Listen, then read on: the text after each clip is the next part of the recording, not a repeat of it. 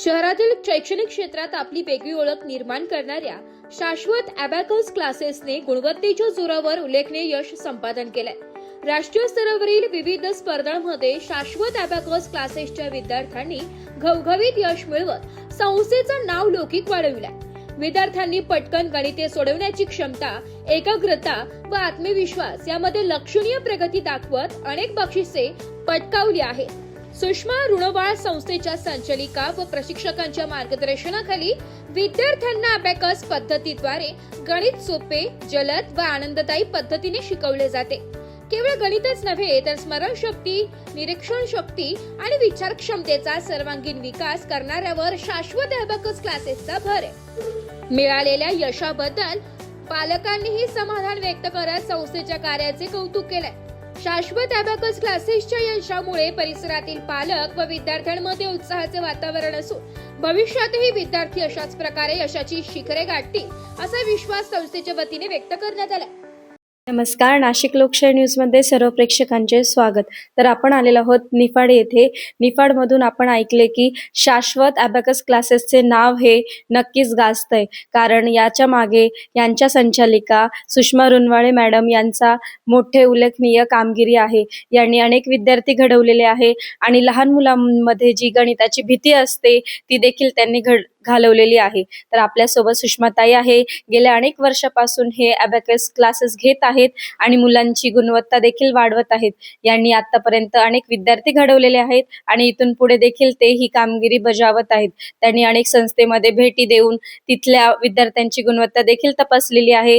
त्यामुळेच येथील विद्यार्थी हे घडत आहेत आणि निश्चित पुढे देखील त्यांचा विश्वास, हा आत्मविश्वास वाढतच आहे आणि मुलं इथून पुढे देखील मोठ्या पदावर जातील यात काही शंका नाही. तर ताई आपल्या सोबत आहे. आपण ताईंकडनंच याविषयी अधिक माहिती जाणून घेऊया. नमस्कार, मी सुषमा संजय रुणवाळ, शाश्वत अबॅकस क्लासेसची संचालिका. तर ताई, तुम्ही आतापर्यंत किती विद्यार्थी घडवले व आता त्या कोणकोणत्या पोस्टवरती आहे याबद्दल आपल्या प्रेक्षकांना काही माहिती द्या.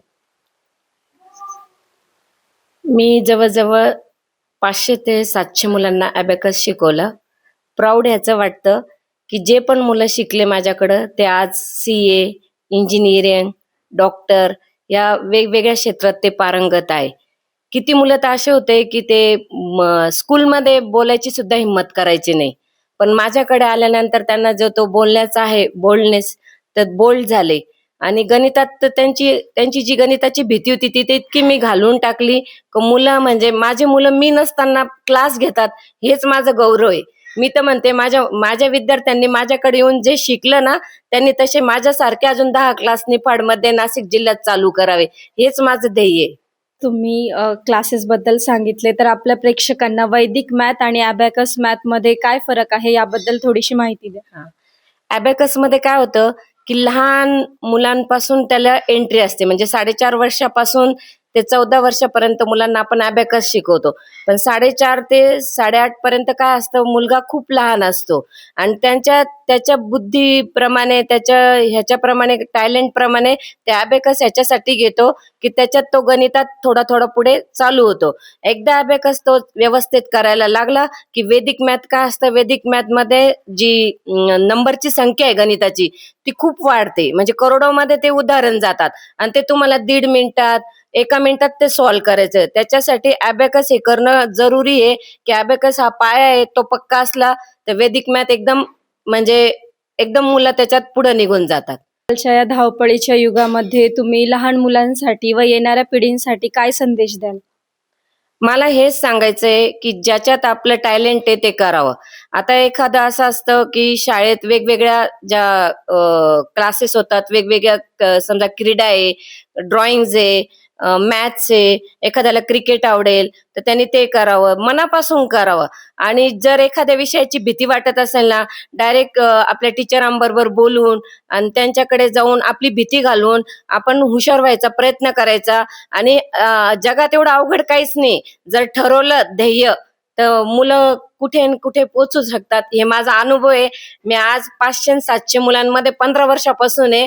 मुलं खूप पुढे निघून गेलेले, काहीच नाही, खूप हुशार होतात. फक्त असं आहे की त्यांना थोडंसं हिंमत द्यायची हे असते, पालकांनी पण हिंमत द्यायची थोडी. मुलं बरोबर करतात सगळं.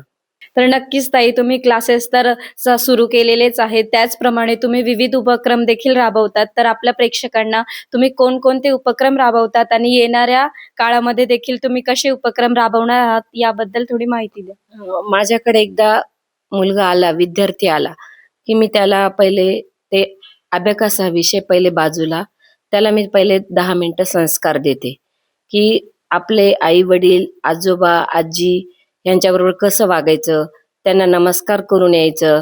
मग त्याच्यावरून एखादी स्टोरी सांगते, त्याचा माइंड सेट करते.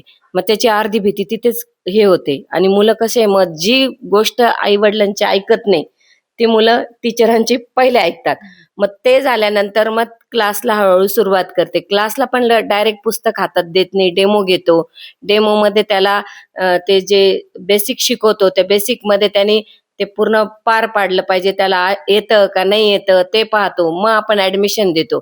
आणि त्याच्यानंतर माझं असं म्हणणं आहे की एखाद्या मुलाची, आता मुलं बी पाची बोटं सारखे नाही, मुलं वेगवेगळे, कोणाची काय खोड असते, कोणाची काय खोड असते, हे हळूहळू आपल्याला पॅरेंट्स कडून कळतं, किंवा त्याच्यात तो माझ्या संपर्कात आल्यावर मला ते कळतं.